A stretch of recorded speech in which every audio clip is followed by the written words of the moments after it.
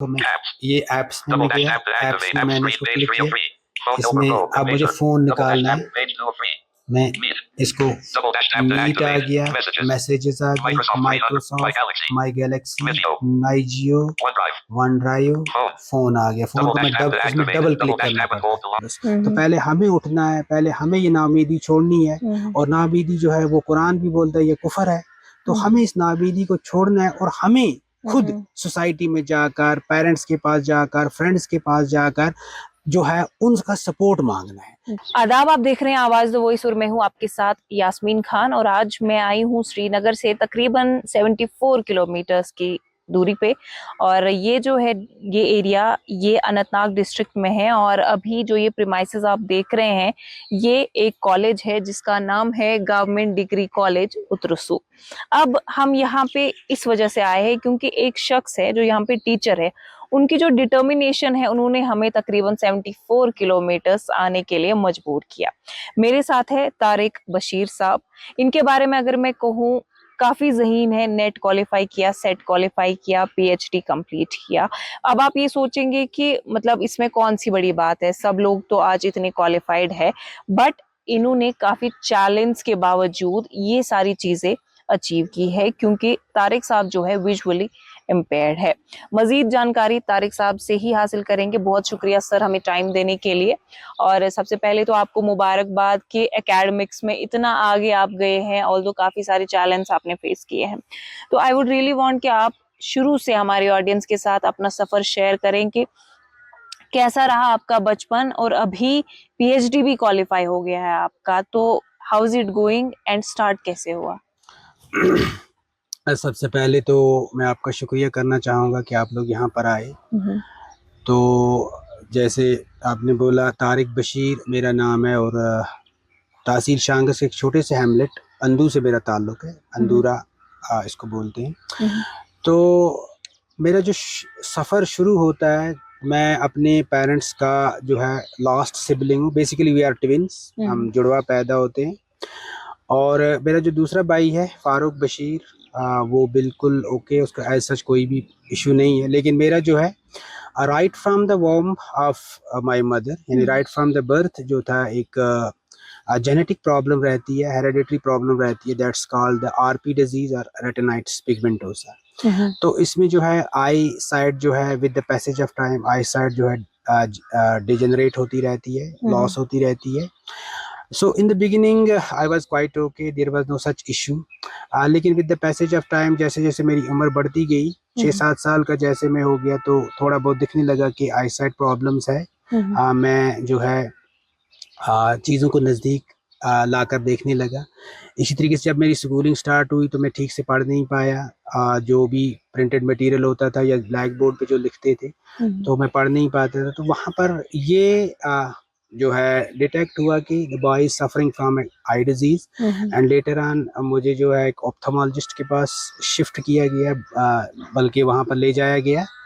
तो he declare that the boy is suffering from RP disease, or this is a genetic problem and there is no treatment available for this, and till date there is no such treatment available for this RP disease. तो ऐसे जो है मेरा बचपन जो है यहाँ से स्टार्ट होता है। और मेरा जो है राइट फ्रॉम द बर्थ जो है मेरी ये आई साइट प्रॉब्लम है। जी सर, आपसे जानना चाहूंगी कि जब आपने नेट के लिए प्रिपेयर किया, फिर क्वालिफाई किया, सेट भी किया, पीएचडी भी किया, like how was the process like? मतलब आप किस तरह से पढ़ते थे, लेक्चर्स वगैरह किस तरह से याद रखते थे, क्या पूरा प्रोसेस इन्वॉल्व था? बेसिकली इससे पहले मैं आपके इस क्वेश्चन का रिप्लाई करूं तो मैं थोड़ा सा बताना चाहूँगा कि मेरी एजुकेशन जो है वो अप टू 10th जो है मैं जैसे तैसे खुद कोशिश करके, भाई जो है मेरा ट्विन, उसकी हेल्प लेके तो एजुकेशन में अपनी कंटिन्यू करता था। लेकिन अप टू द मार्क ये नहीं थी, क्योंकि जो मैं चाहता था, जिस तरीके से मैं चाहता था कि मैं इसमें एक्सेल करूं, क्योंकि अल्लाह के फजल करम से मेरी जहानत अच्छी थी, लेकिन वो जो सेटिस्फेक्शन मुझे होनी चाहिए थी वो नहीं हो रही जी। तो उसके बाद मेरा चैलेंज बढ़ गया। आई सेट जो है ऑलमोस्ट 70% मेरी up to the class 10th तक आते आते जो है लॉस हो चुकी। तो उसके बाद मैंने जो पढ़ाई छोड़ दी काफ़ी टाइम के लिए, बल्कि मैंने 7-8 साल के लिए अपनी एजुकेशन जो है वो छोड़ दी। आफ्टर दैट जब मुझे लगा कि एजुकेशन के बगैर जो है तो मेरी एम्पावरमेंट पॉसिबल नहीं है, और फिर जो है एक इंस्पिरेशन ऐसे ही मेरे लिए भी बनी। एक रेडियो टॉक शो पे मैंने एक ऐसे ब्लाइंड पर्सन का इंटरव्यू सुना, तो दैट रियली इंस्पायर्ड मी, और मैंने अपने पेरेंट के साथ, खासकर अपने वालिद के साथ बात करके उनसे जो है ये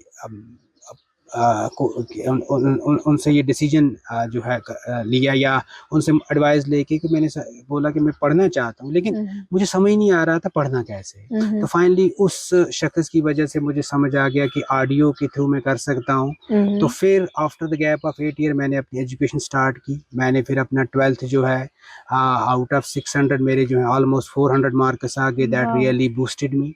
उसके बाद मैंने graduation as a regular candidates from boys degree college Anantnag की, और मैंने पीजी फ्रॉम कश्मीर यूनिवर्सिटी किया in the subject of history. हालांकि मेरा 2 सब्जेक्ट्स में जो है ओपन मेरिट में सिलेक्शन हुई थी, लेकिन अपना इंटरेस्ट जो था हिस्ट्री की तरफ था।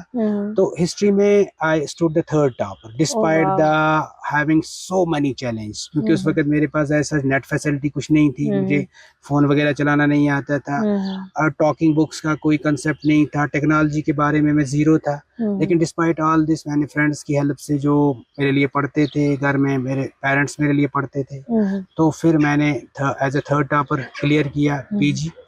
तो उसके बाद अपना एक शौक था कि नहीं मैं इस सब्जेक्ट में आगे बढ़ जाऊं, तो मैंने नेट के लिए अल्हम्दुलिल्लाह मुझे अब 2010 आते आते मुझे टेक्नोलॉजी के साथ जो है नोआव हो गया, इंटरनेट को यूज़ करना मुझे आ गया। तो फिर मैंने सारा जो है अपना material without the depending on other persons, मैंने इंडिपेंडेंटली ये मटेरियल जो है सर्च करना शुरू किया, और मैंने आहिस्ता आहिस्ता प्रिपरेशन की नेट के लिए। एंड इन 2013 अल्हम्दुलिल्लाह I qualified both NET as well as the state level eligibility test SET, दोनों मैंने क्वालिफाई किया। Sir, how was your university life like? मतलब यूथ का टाइम जब होता है, एंजॉय करते हैं फ्रेंड्स के साथ, कैसा सपोर्ट रहा फ्रेंड्स का? एग्जैक्टली 2006, 7 और 8 में मैं कश्मीर यूनिवर्सिटी रहा। तो चूँकि मेरा जो है उस वक्त ऑलमोस्ट एज जो मेरी थी वो 25 से पार हो गई थी, यानी तकरीबन मैं 27, 28 में था तब। तो जो मेरा टीन एज था वो सारा मैंने जो है घर में ही गुजारा हुआ था, because of the visual impairment मैंने पढ़ाई छोड़ दी थी। तो मैंने कहीं ना कहीं रियलाइज कर लिया था कि मेरा जो वो खेलने कूदने एंटरटेनमेंट के दिन है शायद वो अब लिमिटेड है। तो मेरा फोकस जो रहा वो एजुकेशन की तरफ रहा। तो इसमें मेरे जो अपने फ्रेंड्स थे, खासकर मैं यहाँ पर जिक्र करना चाहूँगा आबिद सलाम, मेरा एक फ्रेंड यहीं अनंतनाग से था और अब भी है, जो रईस अहमद डार सोपुर से, मोहम्मद अयूब त्राल से, and then I was having one more friend Zubair from Kulgam. तो ये मेरा बहुत ज़्यादा हेल्प करते थे मुझे पढ़ने में, और ये बुक्स वगैरह मेरे लिए पढ़ते थे। वो ऑडियो टैप रिकॉर्डर पे रिकॉर्ड होता था, मैं वो सुन के तो फिर इनको जो है मैं नोट लिखाता रहता था, डिक्टेट करता था। तो 2 वे प्रोसेस चला, यानी इन्होंने मेरी हेल्प कर दी और मैंने बदले में इनको जो है नोट्स वगैरह इन इजी लैंग्वेज में लिखा के इनके लिए जो हेल्प कर दी। तो ऐसे दोनों जो थे वो मुझसे जो थे वो बड़ा अटैचमेंट हो गया, और मेरा जो है उनके साथ अटैचमेंट हो गया। जी सर, मेरा एक क्वेश्चन आपसे रहेगा कि देखिए, मतलब अब आपका मैं कहूँगी कि आपके फ्रेंड्स भी काफ़ी हेल्पफुल थे, पेरेंट्स का भी सपोर्ट था, भाई का भी सपोर्ट था, तो अल्हम्दुलिल्लाह आपने काफ़ी कुछ अचीव किया। अब काफ़ी लोग ऐसे होते हैं जिनको सपोर्ट नहीं मिलता है काफ़ी किस्म का, but they want to achieve something in life. क्या लगता है गवर्नमेंट लेवल पे कैसे इनिशिएटिव्स लिए जाने चाहिए? कैसे ज़रूरी इनिशिएटिव्स अभी है कि अगर कोई विजुअली इम्पेयर्ड बच्चा आगे पढ़ना चाहिए, क्या ऐसी फैसिलिटीज़ होनी चाहिए स्पेशली ऐसे बच्चे के लिए? बिल्कुल मैम, आपका बोलना बिल्कुल दुरुस्त है, लेकिन सबसे पहले हमें खुद भी ऊपर उठना पड़ेगा। क्योंकि मैं आपको अपनी बात बोलूं, जब मैं 8-9 साल तक मैंने पढ़ाई छोड़ दी थी तो शायद कोई सपोर्ट मुझे भी नहीं आ रहा था, क्योंकि मैं खुद ही कमज़ोर पड़ा हुआ था। मैंने खुद से ये जो है डिसाइड हो गया था, मुझे ये यकीन हो चला था कि शायद मैं कुछ ना कर पाऊँ। लेकिन जब मैं खुद उठा, मैंने ये चीज़ रियलाइज़ की, नहीं मुझे करना चाहिए, क्योंकि अगर मुझे कुछ सलाहियत दी है रब्बुल कायनात ने, तो मुझे उसको एक्सप्लोर करना चाहिए। तो फिर उसमें अल्हम्दुलिल्लाह सपोर्ट अच्छा रहा पेरेंट्स का भी, भाइयों का भी, फैमिली का भी, टीचर्स का भी।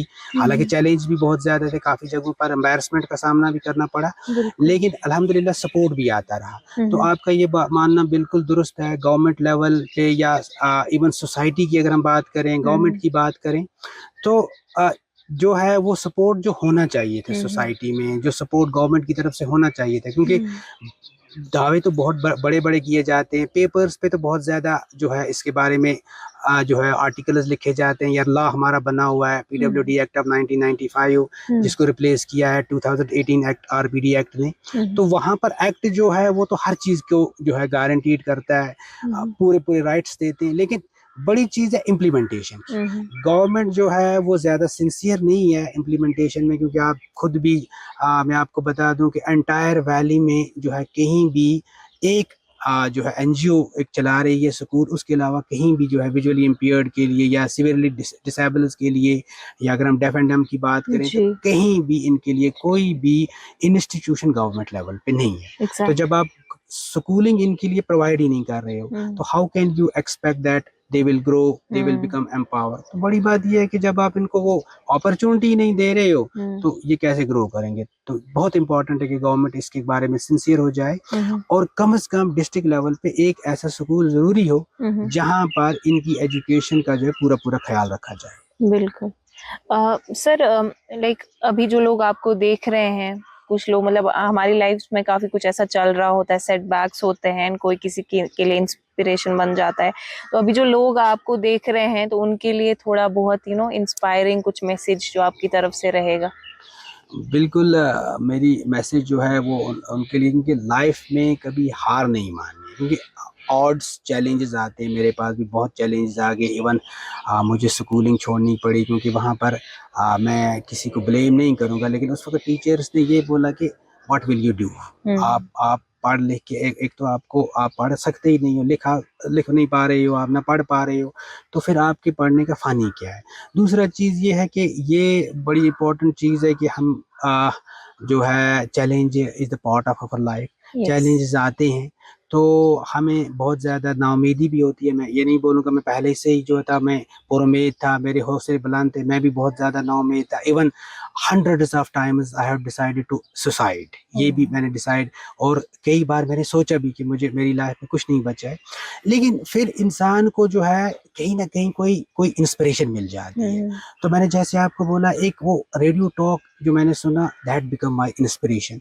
तो जिंदगी में जो है आप सिर्फ अपने हौसले बुलंद रखो, आप जो है अपने पुरउम्मीद हो जाओ, आप ये डिसाइड कर लो कि I have to do this thing, क्योंकि impossible itself says that I am possible. तो अगर आपने किसी चीज की ठान लिया, तो God helps those who help themselves. तो पहले हमें उठना है, पहले हमें ये नाउमीदी छोड़नी है, और नाउमीदी जो है वो कुरान भी बोलता है ये कुफर है। तो हमें इस नाउमीदी को छोड़ना है, और हमें खुद सोसाइटी में जाकर, पेरेंट्स के पास जाकर, फ्रेंड्स के पास जाकर जो है उनका सपोर्ट मांगना है कि मैं ये करना चाहता हूँ, मुझे इस चीज़ में आपका सपोर्ट चाहिए, इस चीज़ में इंफॉर्मेशन चाहिए, मैं कहाँ इस चीज़ को कैसे एक्सेल कर सकूँगा, ताकि हम जब किसी लायक हो जाते हैं तो फिर सोसाइटी खुद हमारे पास आती है जी। तो ये बड़ी बात है कि आप इस नाउमीदी से बाहर निकलो, और इस नाउमीदी से जो है इसको जो है दूर करो, और पुरउम्मीद हो जाओ, ताकि आप जो है जो आपने डिसाइड किया होगा, जो आपने सोचा होगा, तो अल्हम्दुलिल्लाह इंशाअल्लाह वो आप लोगों को मिल जाए। बिल्कुल सर, यू बीइंग समबडी, जिनसे ये कहा जाता था क्यों पढ़ना है, आप तो देख नहीं सकते, टू बीइंग समबडी कि अब आप लोगों को रोशनी देते हैं, कि दुनिया के बारे में उनको बताते हैं। You being a professor, I think this in itself is a success story. बहुत अच्छा लगा सर आपसे बात करके। Thank you so much for your time. Thank you ma'am.